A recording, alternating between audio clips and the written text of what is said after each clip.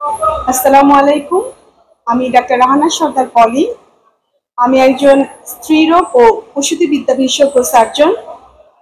আমি তারাইলে the health care diagnostic সেন্টারে নিয়মিত বসছি শুক্র এবং শনিবার।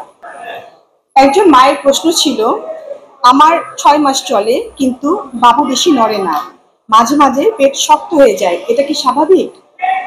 অসংখ্য ধন্যবাদ প্রশ্নের জন্য। একজন মা সাধারণত 5 মাস বয়সের পর থেকে সে বাচ্চার নড়াচড়া বুঝতে পারে এবং স্বাভাবিকভাবে একজন মা বাচ্চার নড়াচড়া ন্যূনতম 10 থেকে 12 বার দিনের ভিতরে সে বুঝতে পারবে। যদি তার চেয়ে কম নড়ে অবশ্যই তাকে চিকিৎসকের কাছে আসতে হবে। আর পেট শক্ত হয়ে যাওয়া, হ্যাঁ, এটা অনেক ক্ষেত্রে স্বাভাবিক বলি আমরা, কারণ মাঝে মাঝে পেটটা শক্ত হয়ে যায় কিছু হরমোনের কারণে, প্রেগনেন্সি হরমোনের কারণে। তবে অনেক সময় ইনফেকশনের কারণেও পেট শক্ত হতে পারে। আমি আমার সেই মাটাকে অনুরোধ করব অবশ্যই আমাদের কাছে আসতে এবং তার প্রয়োজনীয় যা যা চিকিৎসা দরকার সেটার জন্য সে অবশ্যই নেয়। আমার কাছে আরো একটি প্রশ্ন এসেছে, আমার 33 সপ্তাহ রানিং, একটু বেশি হাঁটাহাঁটি করলে পেটে ব্যথা হয় কেন? আমাদের গর্ভকালীন সময়ে অনেক ক্ষেত্রেই প্রস্রাবে ইনফেকশন হয় এবং বারবার হয়। এই কারণে আমাদের অনেক সময় হাঁটাহাঁটি করলে বা কিছু স্বাভাবিক কাজ করলে আমাদের তলপেটে ব্যথা হতে পারে।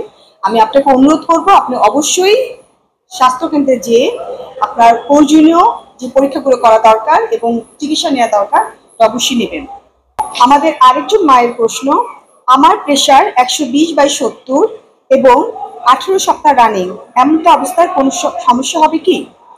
আমি আমার সেই মাটাকে বলবো আপনি অবশ্যই এখনই এন্টিনেটাল চেক আপ অর্থাৎ গর্ভকালীন সময় চেক আপ অবশ্যই করবেন।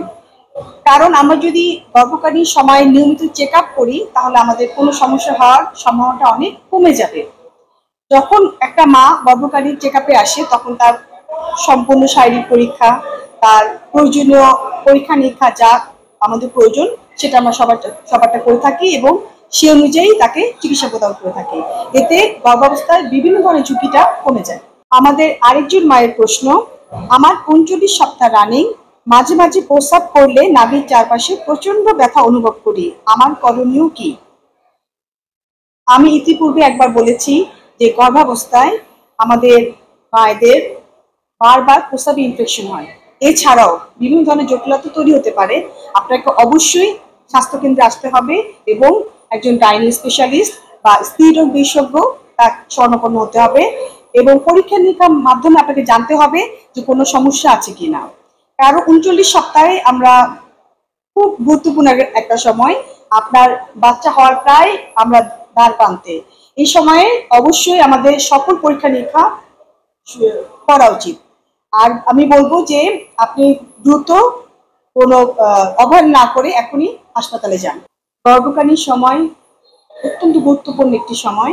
আমরা সবাই চাই একটি সুস্থ মা এবং একটি সুস্থ শিশু, এবং এই সুস্থ মা এবং সুস্থ শিশু জন্মদান নিশ্চিত করার জন্য আমি সবাইকে অনুরোধ করব আপনারা নিয়মিত গর্ভকালীন চেক আপ করাবেন এবং পরামর্শের জন্য আমাদের কাছে আসবেন।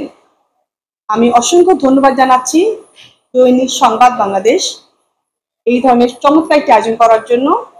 আজকে কিছু গুরুত্বপূর্ণ তথ্য আপনাদের দিয়েছি, আপনারা আপনাদের আশেপাশে যারা আছে তাদেরকে এই তথ্যগুলো শেয়ার করবেন এবং নিয়মিত অনুষ্ঠানটি দেখবেন।